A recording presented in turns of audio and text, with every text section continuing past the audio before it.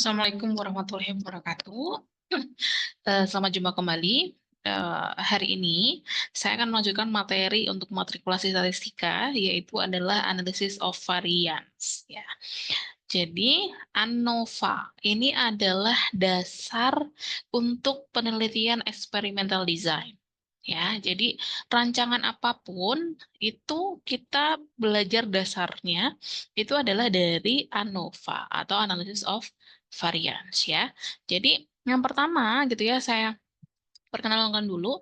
Jadi kalau untuk di analisis of variance teknik ini sama kayak simple linear regression kemarin, simple, kita akan belajar satu faktor dulu yang akan mempengaruhi variabel responnya gitu ya, Y.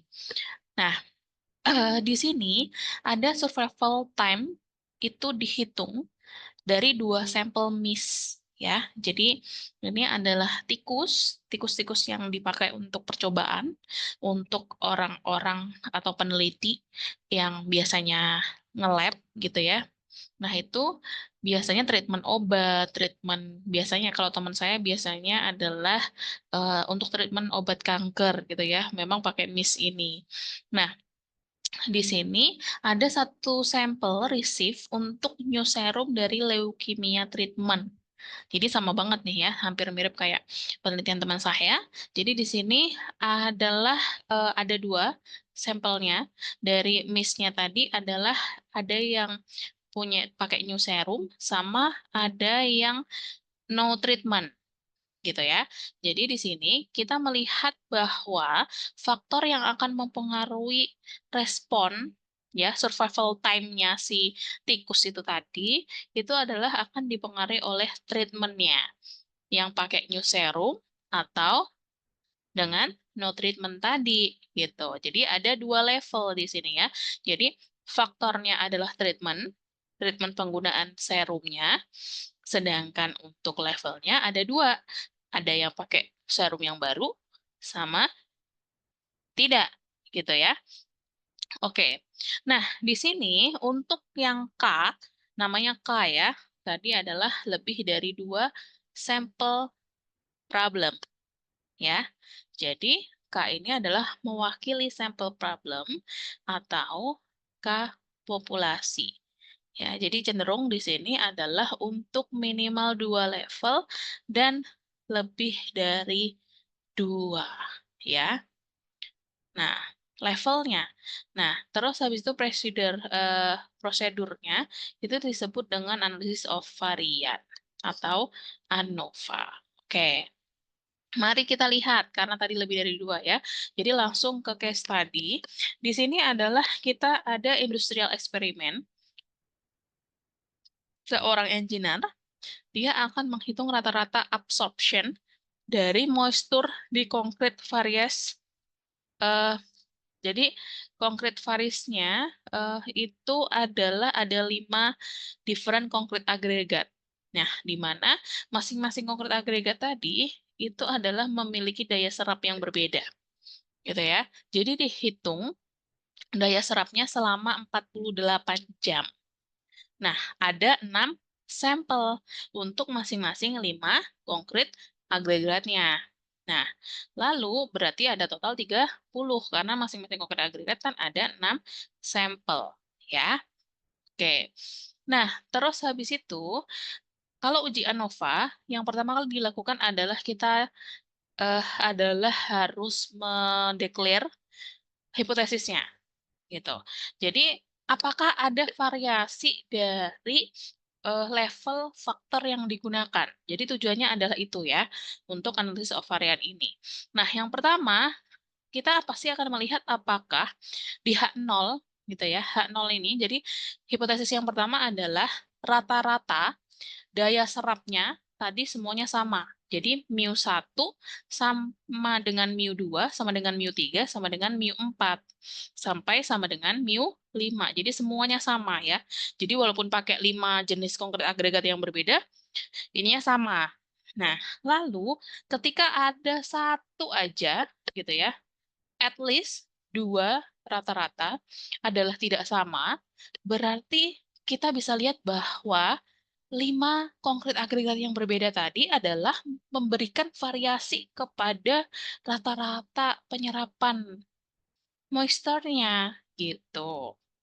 Nah, jadi di sini kita akan langsung masuk ke Excel ya, agar lebih mempermudah. Jadi nanti apa namanya penjelasannya PPT-nya bisa diakses ya. Jadi nanti untuk model one way ANOVA ini sebetulnya adalah sama dengan hampir mirip dengan regresi, hanya saja di sini variabel Y untuk respon, mu I itu adalah rata-ratanya, rata-rata respon ya, tadi mu I-nya, sedangkan EIJ itu tadi adalah random error juga gitu. Jadi kemungkinan ada hal yang mempengaruhi responnya. Oke. Terus untuk eh sum square. Jadi untuk ANOVA, untuk agar dapat membuat tabel ANOVA seperti ini, kita membutuhkan dan tidak perlu dihafal juga, ada sum square total namanya. Itu adalah total efek dari keseluruhan masing-masing sampel ya sebetulnya. Jadi keseluruhan total efek dibandingkan dengan Y bar dikurangi dengan Y bar atau Y titik-titik bar itu adalah untuk tadi rata-rata efeknya. Terus sum square A itu adalah sum square untuk treatment gitu. Lalu ada sum square error itu adalah dari error randomnya tadi gitu. Jadi ini sebenarnya tidak perlu dihafal ya. Nah, uji ANOVA itu kita akan menggunakan yang namanya F-test ya. Jadi distribusi F. Nah, jadi tabel distribusi F bisa dilihat juga di buku Walpole yang linknya juga sudah saya berikan. Nah, di sini kita harus melihat ke F tabel juga ya. Jadi nanti nilai F hitungnya kita bandingkan dengan F tabel. Jadi H0-nya statement bahwa mu 1 sama dengan mu 2 sama dengan mu 3 sampai sama dengan mu 5 tadi itu kita tolak ketika F hitungnya lebih besar dari F tabel gitu ya. Nah, jadi lihat ini tabel ANOVA-nya. Jadi selalu nanti tabel ANOVA-nya harus ada ya. Ketika hitungan manual, tabel ANOVA-nya harus ada. Nah, tadi yang saya bilang adalah F hitung, itu adalah didapatkan dari S1 kuadrat dibagi dengan S kuadrat. Jadi S1 kuadrat itu adalah mean square dari efek treatment. Terus habis itu S kuadrat itu adalah mean square dari error. Ya, dengan degree of freedom-nya K-1 untuk treatment, tergantung berapa level yang dipakai untuk faktornya. Terus error-nya adalah K kali N-1, gitu ya. K-nya level, N-nya adalah jumlah ulangan tadi, jumlah sampel, dengan sum square total adalah Kn-1. Gitu ya. Jadi kita langsung ke Excel. Oke, jadi ini adalah Excel untuk analysis of variance ya. Jadi di sini ada contoh. Jadi ada contoh soal, ada data gitu ya di tabel di soal 13.2 itu bisa ditemukan di buku Walpole juga. Adalah data di bawah itu adalah represent dari jumlah jam gitu ya. Jam relief provide by 5 different brands of headache tablet gitu ya. Jadi efektivitas dari obat sakit kepala gitu ya terhadap 25 subjek experience. Jadi ada 25 orang yang diuji cobakan yang memiliki fever, memiliki demam itu 38 derajat Celcius atau lebih. Gitu ya. Jadi ini adalah untuk melihat efektivitas bagaimana mengurangi sakit kepala pada penderita demam. Gitu ya. Jadi untuk di tabletnya. Jadi responnya adalah hours, sedangkan untuk obat sakit kepalanya tadi gitu ya. Jadi 5 brand atau merek obat sakit kepala. Jadi ada 5 di sini A, B, C, D, E obat sakit kepalanya. Terus 5,2, 4,7 ini adalah lama jam si obat itu bisa menghilangkan sakit kepalanya pada penderita demam. Oke, jadi kita pindahkan dari soal ke dalam sini. Pasti silahkan hitung total dan min-nya, gitu ya. Hitung total dan juga min, total efek atau total respon dan juga min-nya. Nah, ini biar saya samakan dulu. Nah, oke. Nah, lalu langkah yang pertama adalah kan ada 3 ya, sum square total, sum square error, dan sum square treatment. Nah, kita hanya perlu menghitung 2. Karena kenapa? Kita akan bisa menambahkan dan juga mengurangi. Setelah tahu, mau hitung dulu sum square total, sum square error, kita bisa hitung S, sum square treatment, SSA. Mau kita hitung sum square error aja dan sum square treatment, kita juga bisa menghitung sum square total gitu. Jadi tinggal menghitung 2 saja ya, tapi di sini saya sajikan semua. Nanti bisa dicoba. Kita lihat dulu dari sum square total. Sum square total itu langkah pertama yang harus dihitung adalah mengurangi semua respon dengan rata-rata keseluruhan respon. Gitu ya. Jadi dibandingkan dengan eh, grand average-nya gitu. Jadi dengan rata-rata keseluruhan responnya. Semua dilihat perbedaannya lalu dikuadratkan. Nah, jadi semuanya jadi ada 30 kali ya melakukan perhitungannya. Jadi makanya kalau pakai Excel itu bisa cepat. Nah, lalu setelah dikuadratkan tinggal di total. Dapatlah sum square total gitu ya. Jadi ini yang gampang bisa diingat. Nah, lalu kita ke sum square error. Sum square error itu didapatkan dari, jadi kita melihatnya error untuk setiap obatnya. Jadi jenis obatnya ya. Jadi 5,2, jadi kita akan melihat error untuk di tiap obatnya itu sendiri. Jadi di sini ada 5,2 dikurangi dengan ratanya gitu ya. Jadi dibandingkan semua dengan rata-rata untuk masing-masing jenis obatnya. Lakukan sampai selesai, dikuadratkan, baru dapat sum square error. Jadi total keseluruhan error efeknya. Nah, yang paling sedikit hitungannya itu adalah menggunakan sum square treatment ya. Jadi di sini untuk sum square treatment kita hanya perlu mengurangi Y bar I. Jadi rata-rata untuk tiap jenis obat, rata-rata efektivitas obatnya di setiap jenisnya, jadi A sendiri, B sendiri, C sendiri, D sendiri, E sendiri, dibandingkan dengan grand average-nya atau rata-rata keseluruhannya.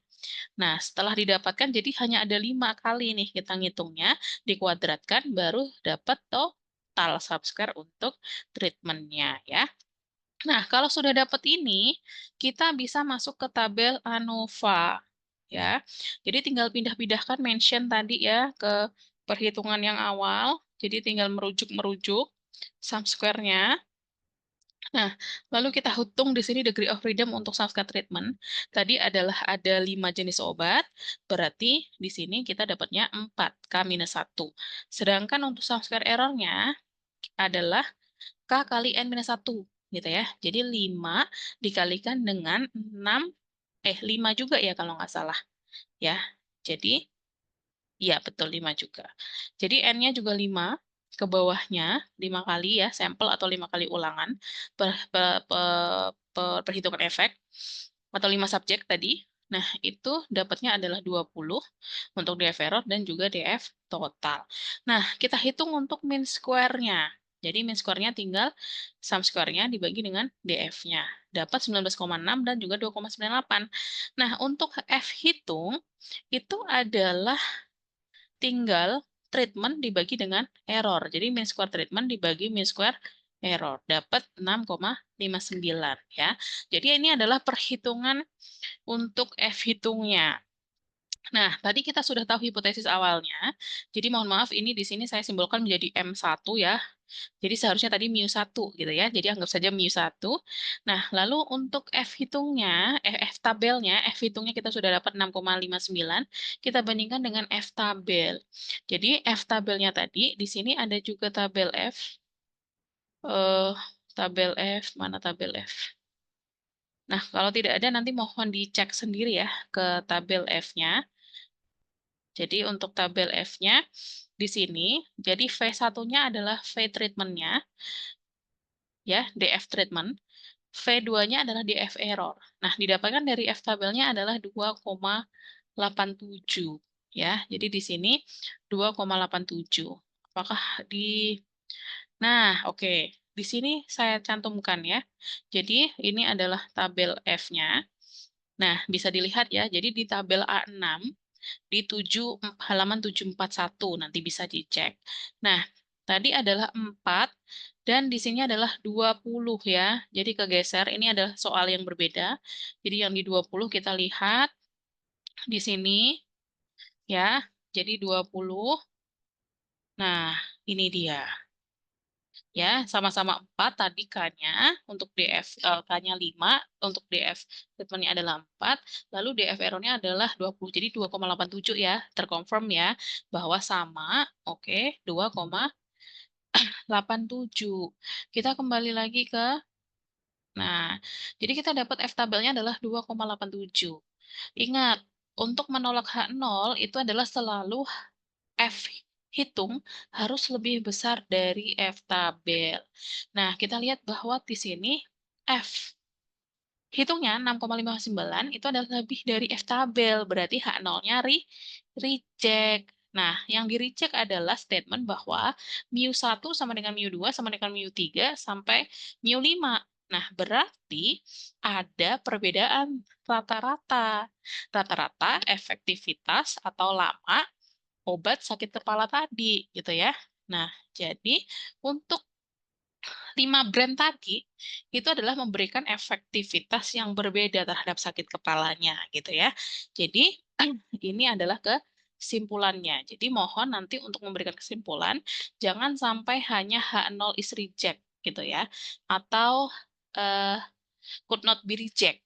Nah, jadi because there is no enough evidence gitu. Nah, jadi harus sampai diterjemahkan apa artinya. Tinggal dikembalikan lagi ke soal tadi gitu ya, asumsi apa yang mau kita buktikan. Gitu. Oke, terima kasih. Semoga bisa dipahami ya. Oke, wassalamualaikum warahmatullahi wabarakatuh.